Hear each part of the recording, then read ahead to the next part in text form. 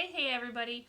We are on our third chapter of Stone Fox. This one's called Searchlight. It's easy to tell when it's winter in Wyoming. There is snow on everything. The trees, the houses, the roads, the fields, and even the people if they stay outside long enough. It's not a dirty snow, it's a clean, soft snow that rests like a blanket over the entire state. The air is clear and crisp and the rivers are all frozen. It's fun to be outdoors and see the snowflakes float down past the brim of your hat and hear the squeak of the fresh powder under your boots. Winter in Wyoming can be the most beautiful time of year, if you're ready for it. Little Willie was ready. He had chopped enough wood, they wouldn't be cold. He had stocked enough food, they would not go hungry. He had asked Lester at the general store how much food Grandfather had bought last year.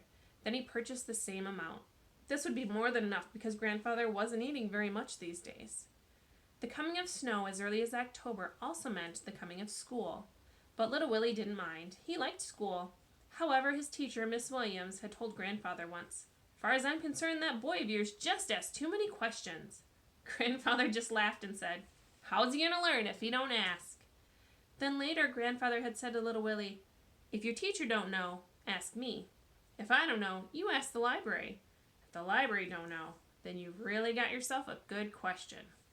Grandfather had taught little Willie a lot, but now little Willie was on his own. Each morning he would get up and make a fire. Then he would make oatmeal mush for breakfast. He ate it, Searchlight ate it, Grandfather ate it. He would feed Grandfather a spoonful at a time. After breakfast, little Willie would hitch up Searchlight to the sled. It was an old wooden sled that Grandfather had bought from the Indians. It was so light that little Willie could pick it up with one hand, but it was strong and sturdy. Little Willie rode on the sled standing up, and Searchlight would pull him 5 miles across the snow-covered countryside to the schoolhouse, which was located on the outskirts of town. Searchlight loved the snow. She would wait patiently outside the schoolhouse all day long, and little Willie never missed a chance to run out between classes and play with his friend. After school, they would go into the town of Jackson and run errands. They would pick up supplies at Lester's general store, or go to the post office, or go to the bank. Little Willie had $50 in a savings account at the bank. Every month, Grandfather had deposited the money little Willie had earned working on the farm. "Don't thank me," Grandfather would say. "You earned it. You're a good little worker, and I'm proud of you." Grandfather wanted little Willie to go to college and become educated. All little Willie wanted to do was grow potatoes, but he respected his grandfather enough to do whatever he said. If there were no errands to run that day, Searchlight would just pull little Willie up and down Main Street.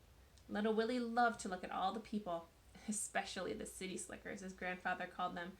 Why, they didn't know a potato from a peanut, Grandfather said, and their hands were pink and soft as a baby's.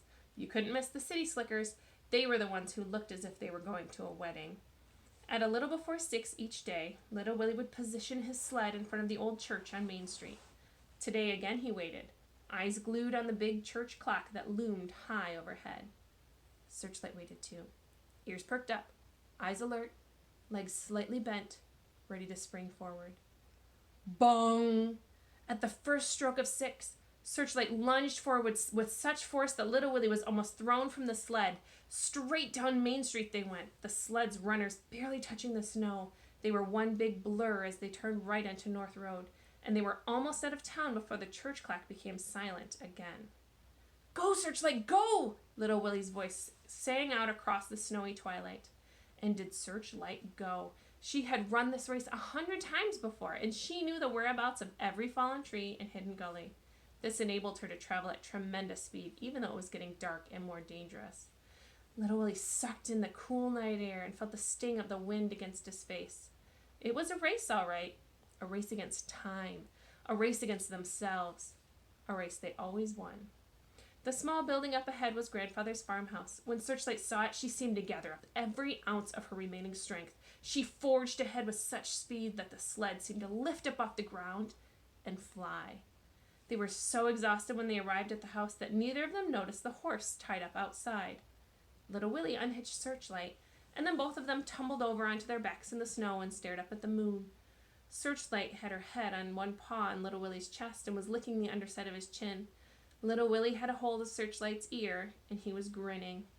The owner of the horse stood on the front porch and watched them, tapping his foot impatiently. That's the end of chapter 3. See you next time.